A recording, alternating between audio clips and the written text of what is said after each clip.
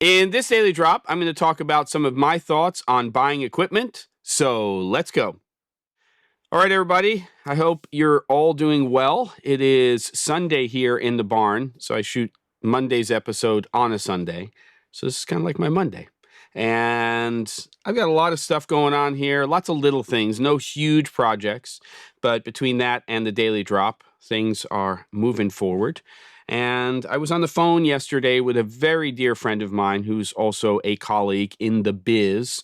And we were talking about a lot of things and kind of reflecting on the last 10 or 15 years of not only working together, but how equipment has, to a degree, I guess we were talking about how we've gone through different types of equipment over the years.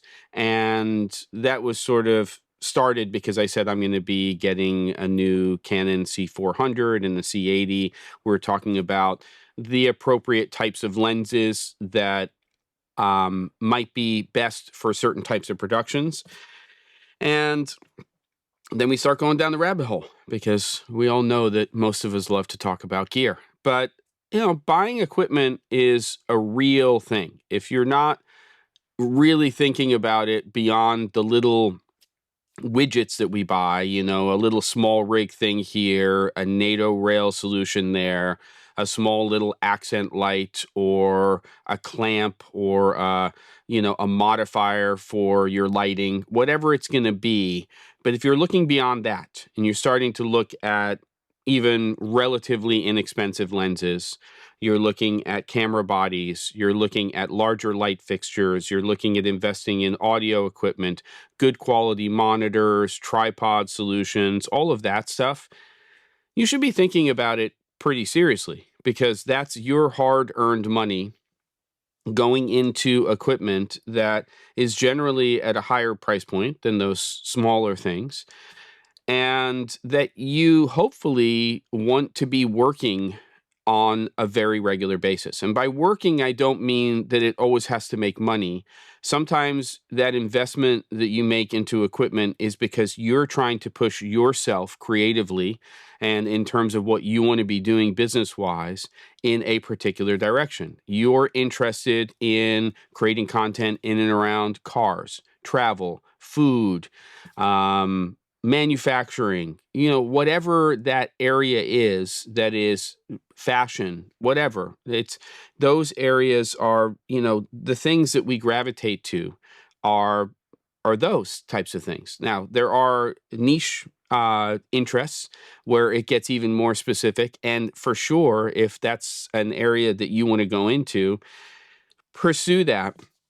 But when we start to work and we start to do things, we start to figure out the areas that we're interested in. And sometimes, while the vast majority of the equipment that we buy is pretty universal, especially nowadays, there's no horrible camera that you're investing in if you do a little research and stuff, anywhere from 1,500 to, well, we'll just say $50,000. But even in that lower price point, you look at cameras like the Sony FX30, and that's about a $1,600 to $1,800 camera. And what that camera is capable of doing with somebody who understands how to use the camera and understands their craft when it comes to, we'll call it cinematography.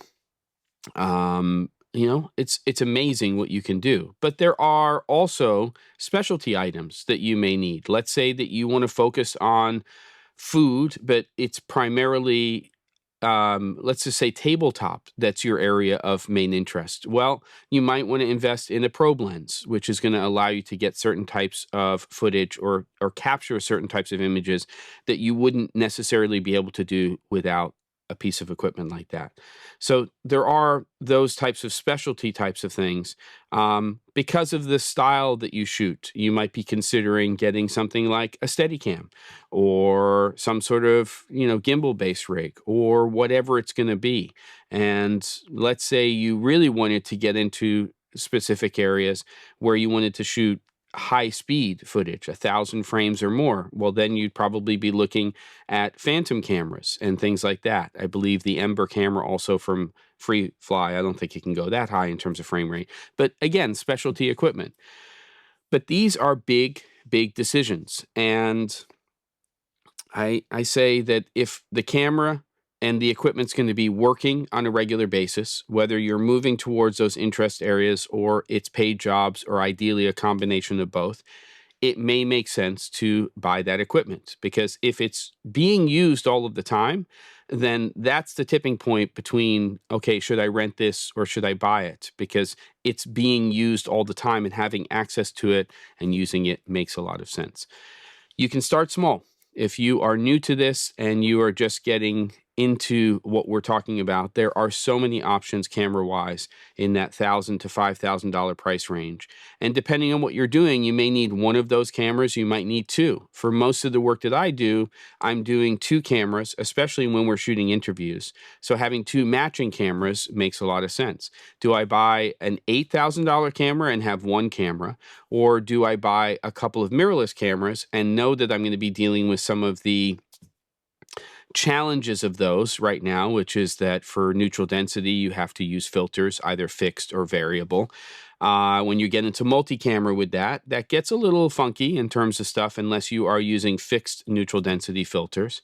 And you are going to have to work around sort of the shortcomings of the audio capabilities of a mirrorless camera.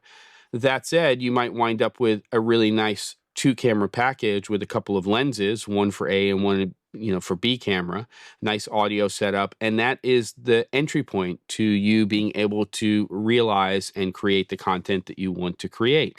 And again, in capable hands nowadays, while there are advantages to the higher end digital cinema cameras in terms of feature sets and ports and things like that, you can capture amazing images nowadays with $1,500 cameras.